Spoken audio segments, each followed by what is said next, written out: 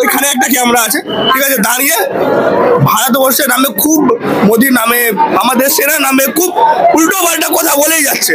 পাকিস্তান জিন্দাবাদ, ভারতবর্ষ মুর্দাবাদ। কেন বলবে এটা? পাকিস্তান মতনই লাগছে, পুরো পাকিস্তানই বলুক। ক্যামেরার সামনে দাঁড়িয়ে কন্টিনিউয়াসলি ভারতের বদনাম করে যাচ্ছিল, সমানে বলে যাচ্ছিল এটা ভারতের একটা চক্রান্ত, ভারত ইচ্ছা করে করছে, পাকিস্তানের কোনো হাত নেই, পাকিস্তান বেচারা নিরীহ একজন।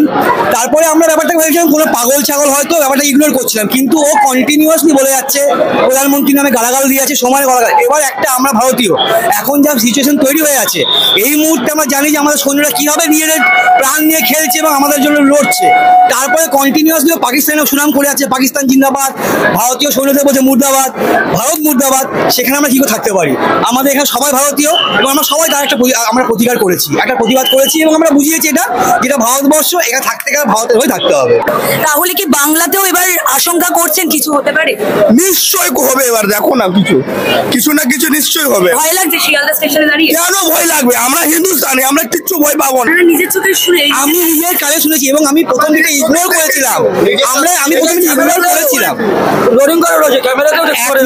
আমি এখানে কতজন দেখেছেন? এখানে প্রায় সবাই দেখেছে। প্রথমে আমরা কিচ্ছু বলিনি, ওখানে আমরা পাগল হয়তো পাগল ছেড়ে দিয়েছিলাম।